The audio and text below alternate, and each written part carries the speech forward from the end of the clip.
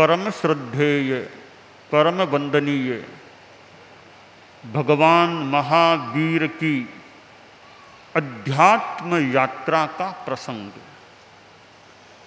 भगवान महावीर के 27 जन्मों के वर्णन का क्रम चल रहा है, श्रृंखला चल रही है।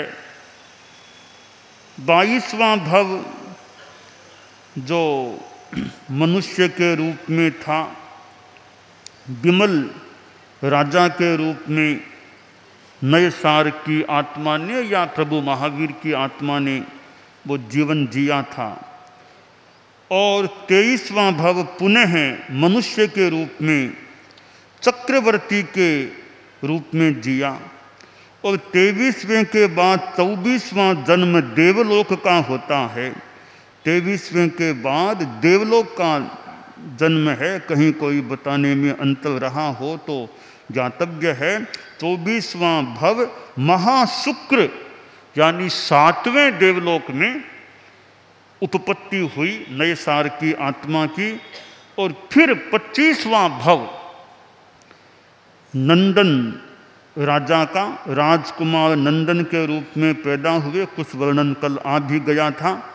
और फिर आखिर नंदन ने राज्य दायित्व भी संभाला और फिर आत्मा का दायित्व मानो संभालने के लिए आगे बढ़ गए, यानी मुनि दीक्षा स्वीकार कर ली।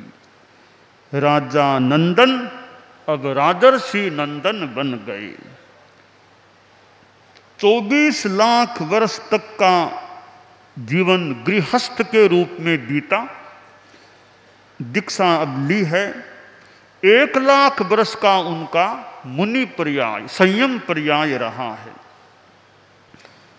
और कहाँ राजा को मान ले ठाट बाट इतना, और कहाँ ठाट बाट को छोड़ यूँ साधु बन जाना।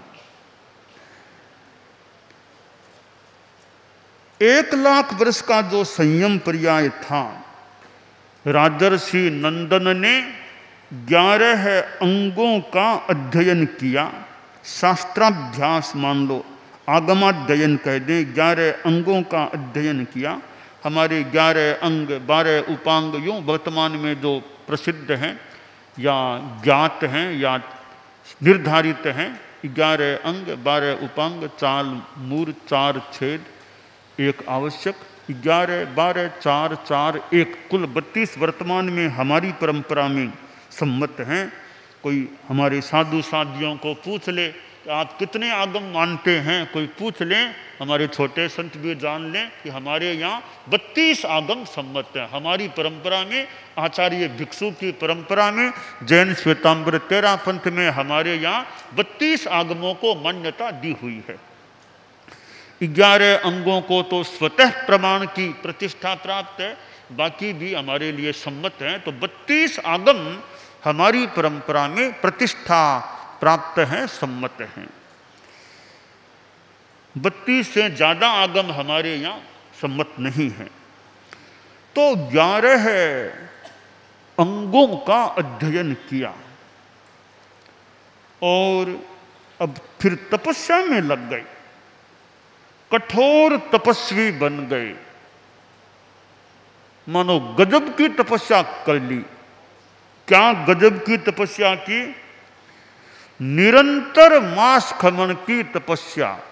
1 मास खमन किया, पालना हुआ, फिर आगे कल से मास खमन शुरू। भयंकर तपस्या कह दें। मास खमन का पालना। 1 मास खमन हुआ, उसके बाद 5 दिन और नहीं है, 1 ही दिन पालना का, अगले दिन फिर मास खमन शुरू हो गया है। बहुत विशेष तपस्या। हो सकता है उनका संगठन भी वैसा मजबूत रहा होगा। करने वाले आज भी अपने ढंग से तपस्या करते हैं। हमारे धर्म संघ में भी कई चारित्रात्माएं भी बड़ी तपस्या में संलग्न होते हैं। बहुत अच्छी बात है, बड़ी बड़ी तपस्या करते हैं। गृहस्थों में भी यथा क्रम यथा जो भी है तपस्या चलती है।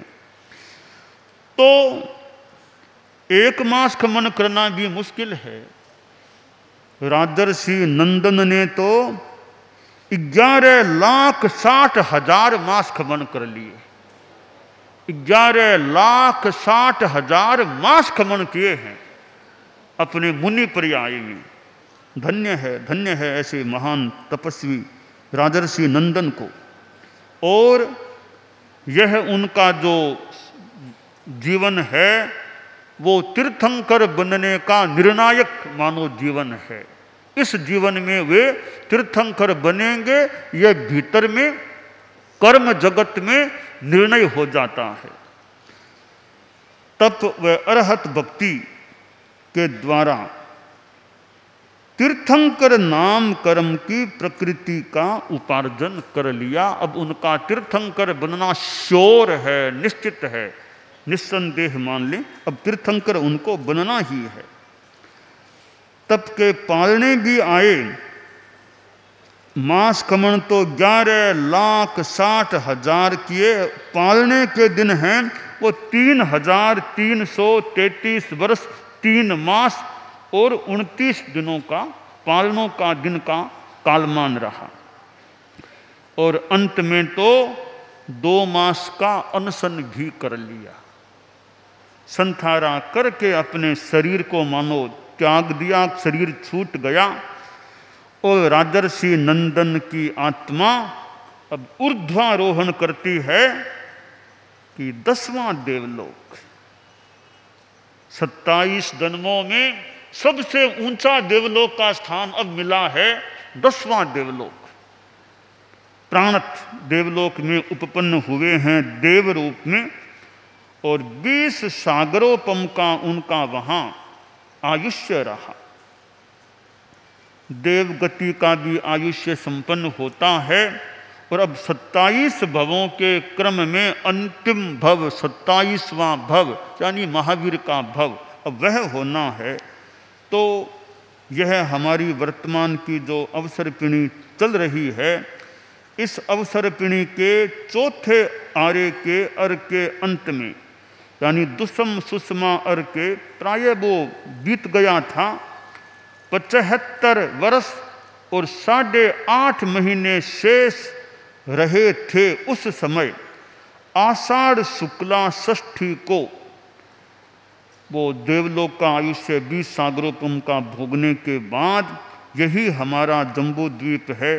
और यहाँ वैशाली नगरी, और वैशाली नगरी जहाँ वैशाली नगरी के पश्चिम भाग में गंडक नदी बहती थी, उसके पश्चिम तट पर स्थित यह ब्राह्मण कुंड ग्राम, क्षत्रिय कुंड ग्राम, वाणिज्य ग्राम, करमार ग्राम, कुल्लाक सन्निवेश आदि अनेक उपनगर वैशाली नगरी के वैभव को मानो वृद्धिंगत कर रहे थे।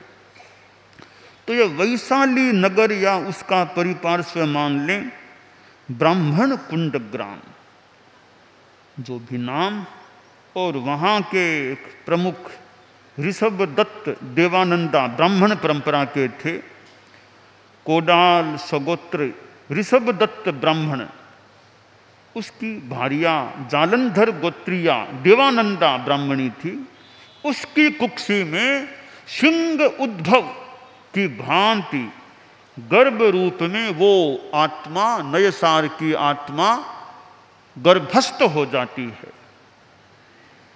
और ऋषभ दत्त और देवानंदा भगवान पार्श्व के अनुयायी होते थे। तो आगम में कहा गया है, आगम की वाणी है, पाठ है, तेणम कालेणम तेणम समयेणम समणे भगवं महावीरे पंचहत्थुत्तरे या विहोत्था हत्थुत्तराहिं चुए च इत्ता गब्भं बक्कन्ते हत्थुत्तराहिं गब्भाओ गब्भं साहरिये हत्थुत्तराहिं जाए हत्थुत्तराहिं सब्बओ सब्बत्ताये मुंडे भवित्ता अगाराओ अनगारियम पब्बइए हत्थुत्तराहिं कशिने परिपुन्ने अब्बा घाये निरावरणे अनंते अनुत्तरे केवल वर नान दंसने समुपन्ने। परम प्रभु भगवान महावीर के कुछ विशेष प्रसंग, 5 प्रसंग ऐसे हैं जो हस्तोत्तरा नक्षत्र यानी उत्तरा फाल्गुनी नक्षत्र के योग में हुए हैं। उनमें पहला प्रसंग है कि वे जब 10वें देवलोक से च्युत हुए थे तब हस्तोत्तरा या उत्तरा फाल्गुनी नक्षत्र का योग था, और च्युत होकर के गर्भ में आए तब वही हस्तोत्तरा नक्षत्र था। तो उस हस्तोत्तरा नक्षत्र में और फिर उनका जन्म हुआ, वह भी उत्तरा फाल्गुनी नक्षत्र के योग में। फिर वे उनका बीच में गर्भ संहरण हुआ, वो भी हस्तोत्तरा नक्षत्र के योग में। फिर वे मुनि दीक्षा उन्होंने स्वीकार की, तब भी हस्तोत्तरा नक्षत्र। और केवल ज्ञान, केवल दर्शन की प्राप्ति भी उनको हस्तोत्तरा यानी उत्तरा फाल्गुनी नक्षत्र के योग में हुई थी। तो अभी तो गर्भस्थ होने की बात है। तो ब्राह्मण कुल में, ब्राह्मणी के वहाँ कुक्षी में वे परम प्रभु महावीर की आत्मा गर्भस्थ हो जाती है। प्रसंग आता है कि गर्भ संहरण का भी क्रम बना, गर्भ को ट्रांसफर किया गया और ये आदान प्रदान मानो किया गया कि कोई चिंतन हुआ, देव जगत में चिंतन हुआ कि ट्रांसफर होना चाहिए, स्थानांतरण होना चाहिए, गर्भ का संहरण होना चाहिए, कुछ अच्छा रहेगा, अच्छा और अच्छा कोई स्थान मिले। तो कहते हैं, जैसा हमारे शास्त्र में भी बताया गया है कि देव जगत के द्वारा, एक देवता के द्वारा जो ब्राह्मणी की कुक्षी में वो शिशु था, भगवान महावीर का जो शिशु था, शिशु रूप था, उसको वहाँ से बड़ी सावधानी से उठाया जाता है। तो उठा करके वहीं वैशाली के ही उधर क्षत्रिय कुंड ग्राम में क्षत्रियाणी त्रिशला, राजा सिद्धार्थ और क्षत्रियाणी त्रिशला थी।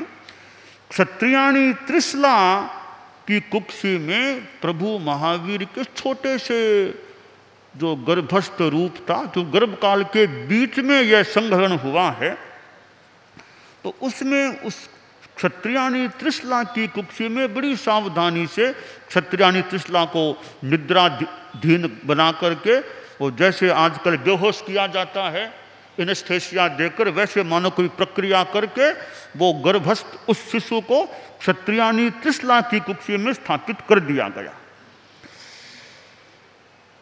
एक ऐसी प्रक्रिया जो आजकल तो वैज्ञानिक युग में बहुत बड़ी बात नहीं है, तो उस जमाने में देव जगत के द्वारा, देवता के द्वारा वह प्रक्रिया संपन्न की गई। और जो क्षत्रियाणी त्रिशला के वहाँ जो संतान जो था उसको हटा करके देवानंदा के वहाँ स्थापित कर दिया गया। ये आदान प्रदान विनिमय कर दिया गया। खैर, देवों का अपना कोई नियम विधान व्यवस्था चिंतन हो सकता है। तो अब वो भगवान महावीर का शिशु रूप क्षत्रियाणी त्रिशला की कुक्षी में आ गया। तो वो वहाँ आता है तो एक क्षत्रियाणी त्रिशला को कुछ विशेष अनुभव होता है कि महान बढ़िया बढ़िया 14 महास्वप्न क्षत्रियाणी त्रिशला ने देखे। वह आनंद पुलकित हो उठी कि ऐसे स्वप्न आज मैंने देखे हैं। राजा सिद्धार्थ को बताया कि आर्यवर पतिदेव, आज जो मैंने स्वप्न देखे हैं वो अत्यंत मानो विशिष्ट हैं। क्या देखा स्वप्नों में? कि मैंने गज हाथी को देखा, वृषभ को देखा, सिंह को देखा, अभिषेक स्त्री को देखा, माला को देखा, चंद्रमा को देखा, सूर्य को देखा, ध्वज देखा, कुंभ को देखा, पद्म सरोवर देखा, सागर को देखा, विमान भवन को देखा, रत्न राशि को देखा और अग्नि को देखा। ऐसे ये 14 महान स्वप्न मैंने देखे। मैं तो आनंद विभोर हो गई। राजा सिद्धार्थ को अच्छा लगा कि स्वप्न तो बहुत ही उच्च स्तरीय हैं, कि बहुत ही कोई महान आत्मा हमारे यहाँ अवतरित हुई है ऐसा लग रहा है। और फाइनल बात तो कोई इसके विशेषज्ञ हैं उन्हीं से पूछने पर पता चलेगा। बाद में सिद्धार्थ स्वप्न शास्त्र के वेत्ताओं को, पंडितों को बुलाते भी आपसे कुछ बात जानकारी करनी है। तो स्वप्न शास्त्र के वेत्ता पंडित आए, उनके सामने कहा गया भी हमारे क्षत्रियाणी जी ने ये 14 महास्वप्न देखे हैं, तो इनका क्या फल हो सकता है। तो स्वप्न लक्षण पाठक जो वे पंडित लोग, विद्वान लोग थे, वे स्वप्न शास्त्रों के पाठ का उच्चारण करके बताया कि जो जातक है, जो ये शिशु गर्भस्थ हुआ है, जो स्वप्न हमें बताए गए हैं उसके अनुसार हम घोषणा कर सकते हैं कि यह बच्चा यौवन काल में चतुरंत चक्रवर्ती राज्यपति बनेगा, अथवा वो नहीं बना तो धार्मिक जगत में त्रैलोक्य नायक, धर्म के क्षेत्र में धर्म चक्रवर्ती बन जाएगा। दोनों में कोई एक अवश्य बनेगा। बहुत खुशी की बात कि इतना महान पुण्य वाला महान आत्मा, पुण्यात्मा, पवित्र आत्मा हमारे यहाँ आई है।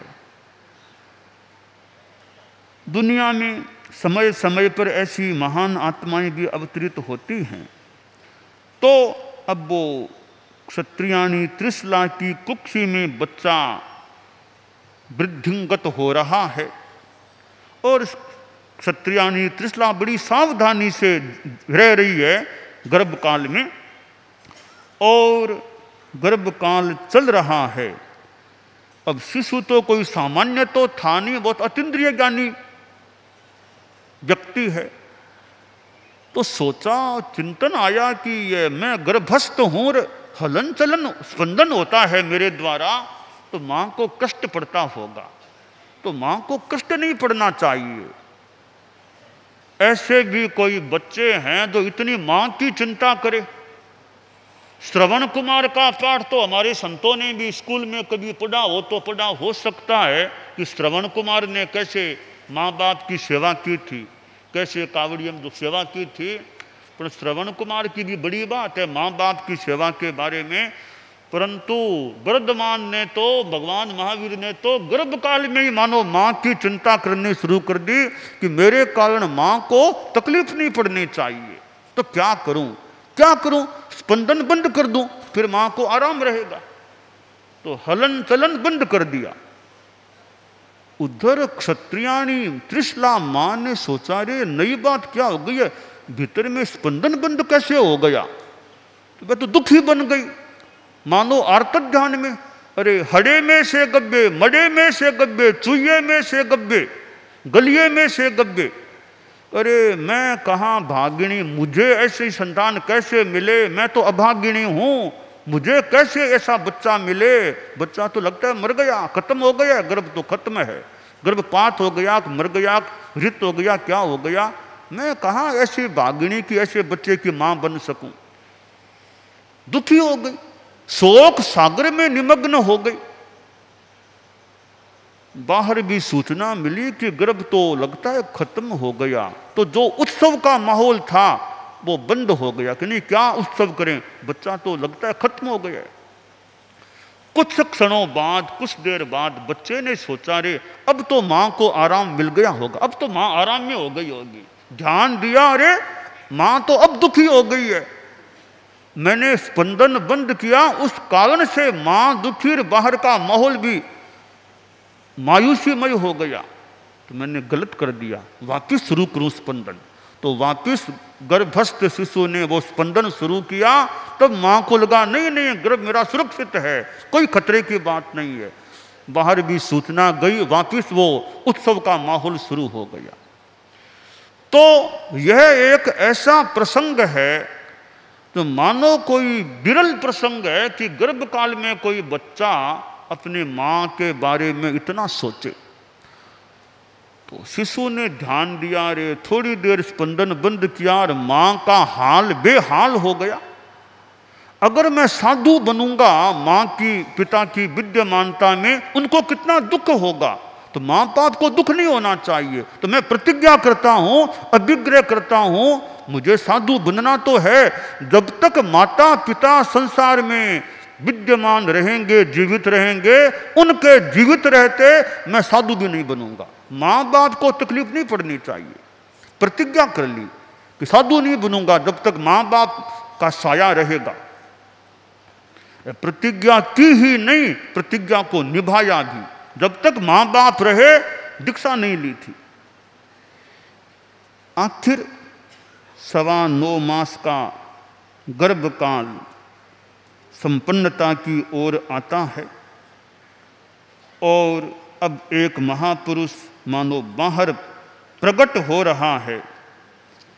और ऐसा दिन चैत्र शुक्ला त्रयोदशी की मध्य रात्रि का समय, और वही जैसा मैंने पहले कहा हस्तोत्तरा नक्षत्र का योग, उत्तरा फाल्गुनी नक्षत्र का योग, ईसा पूर्व 599 और विक्रम पूर्व 522 में महा क्षत्रियाणी त्रिशला एक महान शिशु को प्रसूत करती है, जन्म देती है। और ऐसे शिशु का जन्म हुआ मानो खुशियों का माहौल, कैदियों को रिहा करना, और जो एक खुशियों का माहौल, वो राजघराने का माहौल कि राजकुमार का जन्म हुआ है, तो क्या क्या खुशियाँ।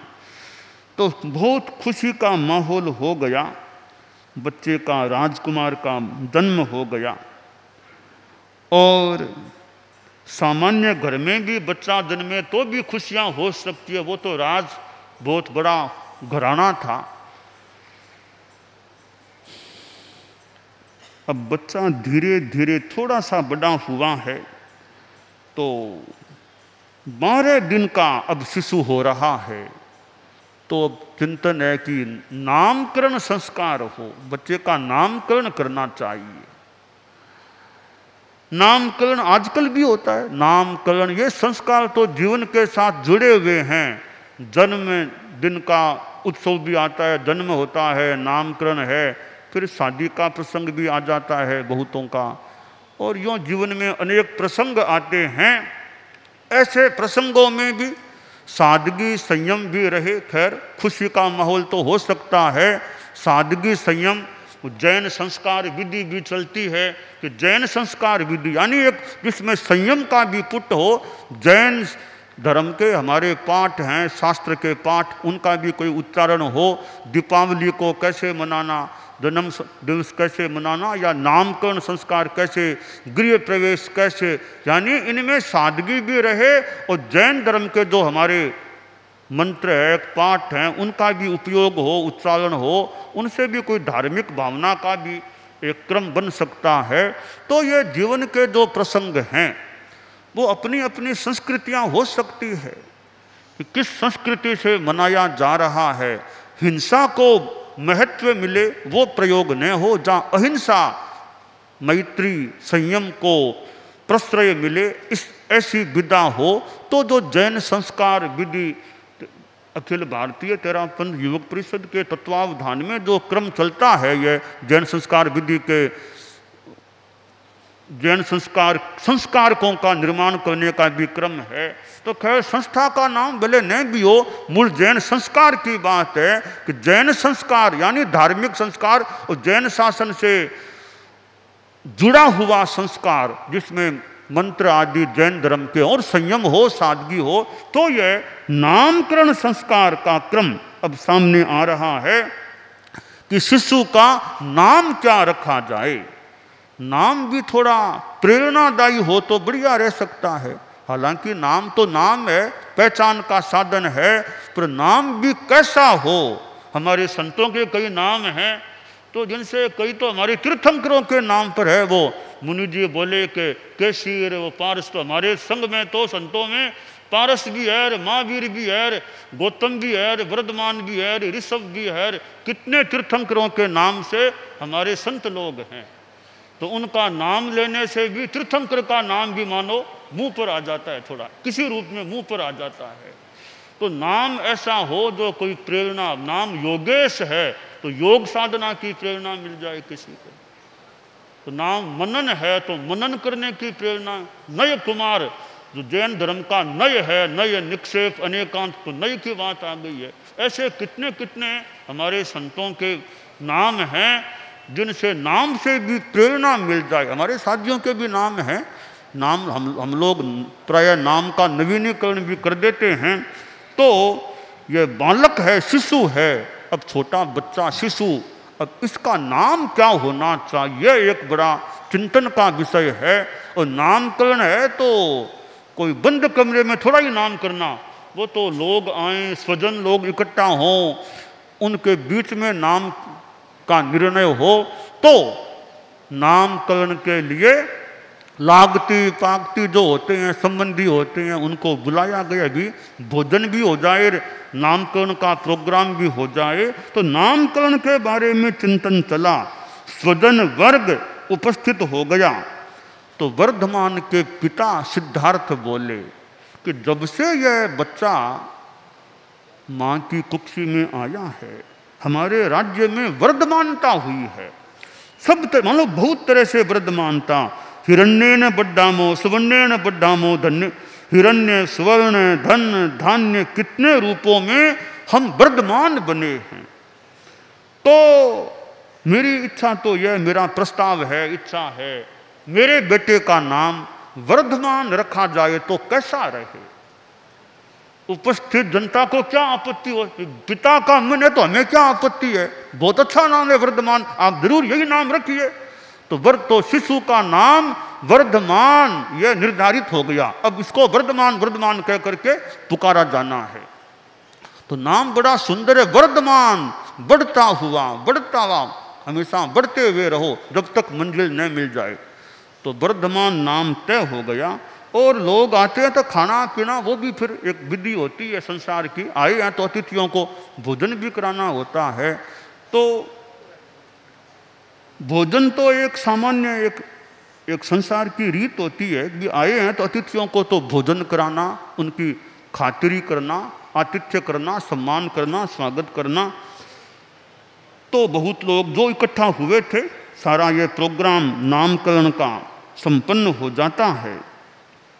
और अब शिशु और थोड़ा बड़ा होता है तो ये बच्चों में खेल कूद भी चलता है, खेल भी चलता है।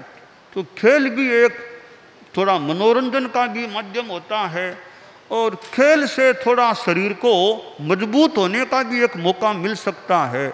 अनेक प्रकार के खेल, आज कितने खेल चलते हैं और कितने बड़े बड़े अच्छे अच्छे लोग खेलों में भाग लेते हैं। पर खेल भी कोई प्रेरणा देने वाला, कोई स्वास्थ्य वर्धक हो, कोई प्राणायाम भी कराने वाला हो। जैसे वो पहले कबड्डी का, आज भी चलता, कबड्डी कबड्डी बोलते, तो कबड्डी कबड्डी, मुझे ऐसा लगा कबड्डी का खेल है वो थोड़ा दीर्घ श्वास के प्रयोग का भी खेल है। मान लो कि बोलते जाओ कबड्डी कबड्डी कबड्डी, तो बोलते बोलते श्वास लंबा हो जाता है यूँ। तो दीर्घ श्वास का प्रयोग जो अभी प्रेक्षा ध्यान की बात, प्रेक्षा ध्यान, तो वो कबड्डी खेल में भी एक दीर्घ श्वास का प्रयोग भी साथ में हो सकता है। तो खेल अनेक प्रकार के चलते हैं। तो खेल से कोई प्रेरणा मिल जाए और छोटे बच्चों को वो खेल खेल में कोई तत्वज्ञान की बात भी बता दी जाए, वो ऐसी ज्ञानशाला में कोई सांप सीढ़ी ऐसी कोई, तो खेल खेल में धार्मिक उनको बोध मिल जाए, तत्व बोध मिल जाए। तो अनेक प्रकार के खेल होते हैं। तो वर्धमान भी बालक थे तो वे भी खेलते थे, वे भी खेल खेलते थे। तो वो क्या खेल खेलते, आगे कैसे दीक्षा ली, कैसे निर्वाण हुआ, आदि आदि बातों का वर्णन यथा संभवतया अब कल आ सकेगा। दानान शिठम अभय पयाणम सच्चे सुया अणवज्जं वयन्ति तवे सुया उत्तम बंभचेरम लोगुत्तमे समणे नाय पुत्ते।